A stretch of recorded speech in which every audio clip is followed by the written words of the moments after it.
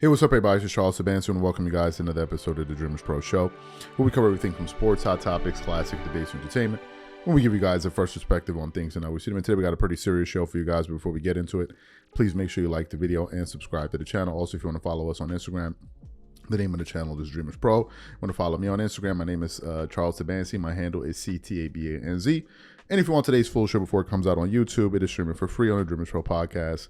We have that pinned below. Anyway, let me get into this topic here. As you guys know, we recently published a comment on our community section on our channel where we expressed our displeasure with the way the Chicago Bulls fans conducted themselves during their ring ceremony night, where there was essentially, not ring ceremony night, but remembrance night, where they were remembering and paying homage to the old team, the old Chicago Bulls.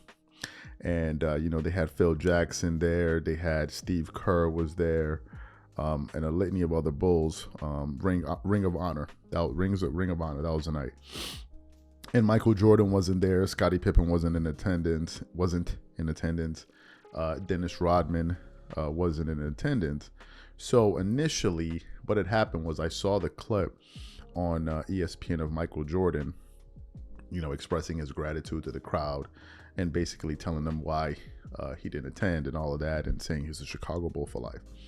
But during the proceedings, there was a point where they brought out the late general manager of the Chicago Bulls, Jerry Krause, and they brought him. They didn't bring him out. They brought out his wife, his widow, because he's deceased. And as they were introducing him to the crowd, the Chicago Bulls fans started to boo his wife, or boo his wife.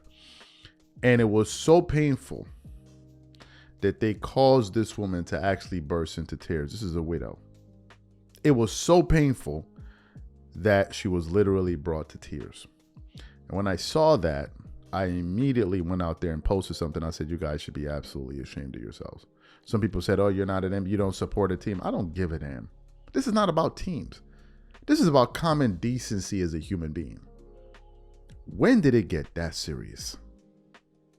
When did it get that serious? So they booed her. And then the other Chicago Bulls started to call it out. Other people, Steve Kerr called out the Chicago Bulls fans for doing that. Then what happened? This morning I was going to the internet doing some research, and I came across a clip from NBA on TNT with Charles Barkley. And during their segment, he took the time out to interrupt the show and basically call out the Chicago Bulls fans for doing that. And also he called out Michael Jordan and Scottie Pippen and these guys for not being in attendance on such a special night. So that's the audio we want to get into. But before we even get into that, this video is brought to you by our sponsor, Aura. Do you know what the fastest growing crime in America is today? It's identity theft.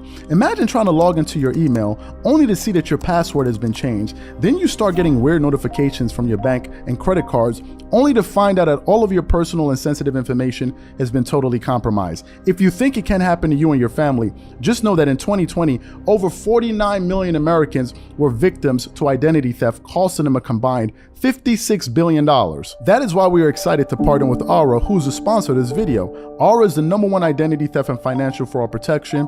Aura monitors the dark web and alerts you if any of your passwords and accounts have been breached. And funny enough, after using Aura, I discovered some of my credentials were floating around in the dark web, and the app showed me exactly when and where the breach happened. In addition, Aura allows you to set spending alerts, and they'll notify you of any suspicious transactions. Aura is 4 times faster than any of its competitors in alerting you if someone is trying to open a credit card or obtain a loan using your name. And remember this, every 14 seconds, someone becomes a victim of identity fraud. Don't let it happen to you. Now click the link in the description and try Aura for free for 2 weeks and see if any of you or your family's personal information has been compromised. Start your free trial at aura.com/DREAMERSPRO. And when you try Aura, by using the link in the description below, also know that you're supporting this channel. Thank you. So what we want to do is, I want to quickly play what Charles Barkley had to say here, and then we're going to come back and continue with the show. Take a listen to what Charles Barkley had to say. I want to be very careful here because, you know, Chicago, I love that city, but what happened in Chicago the other night was a disgrace. It was a flat out the booing of Jerry Krause, the late Jerry Krause. The booing with and his having widow his wife cry like that. That was wrong on so many levels. Michael and Scotty and Dennis not showing up, that was wrong.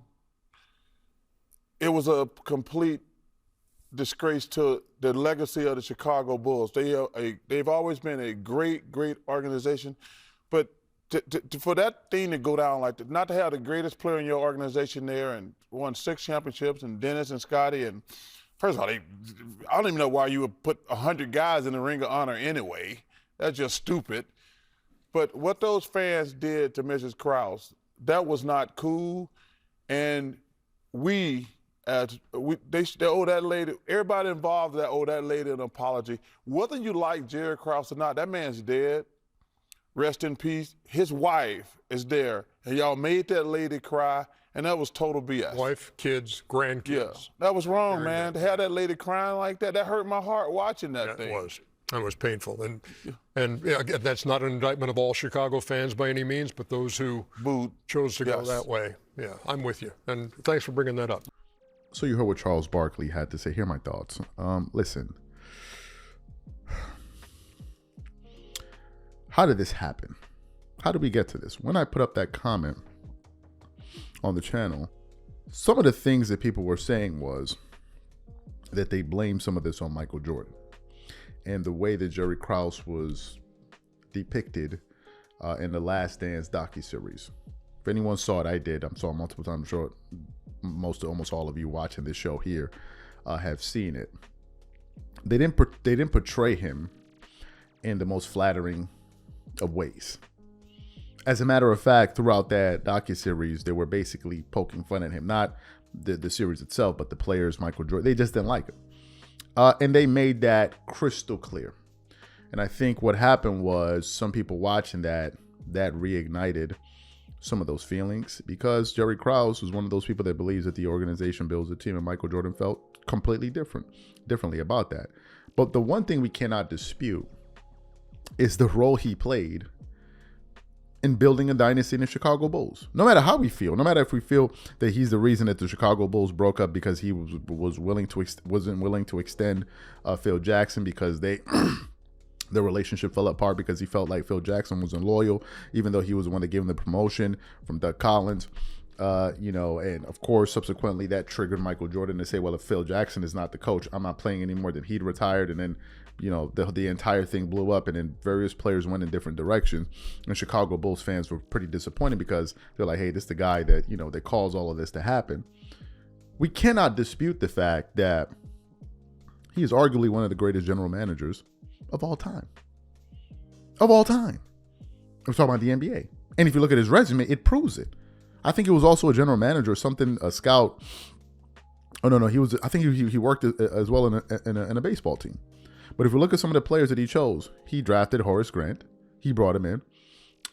He brought in Scottie Pippen. He drafted him. He brought in Dennis Rodman. He brought him into the fold.